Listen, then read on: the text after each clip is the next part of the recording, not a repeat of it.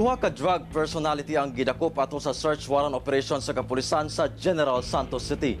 Kapin 100,000 pesos nga kantidad sa gingong shabu na kumpiska sa otoridad. Una nga gironda sa kapulisan ang balay sa usa ka 47 anyos nga lalaking taga Barangay Fatima. Nakuhaan kini og tulo ka sachet sa gituwang shabu ug ubang drug paraphernalia bandang alas 11 Huwebes sa gabi samtang alas 7 Biyernes sa buntag. Sa pagronda sa kapulisan sa susamang barangay gihapon, dakpan ang usa ka 33 anyos nga lalaking elektrisyan. Nakuha sa mga otoridad ang usa ka sachet sa gituwang shabu nga motimbang og 9.1 grams.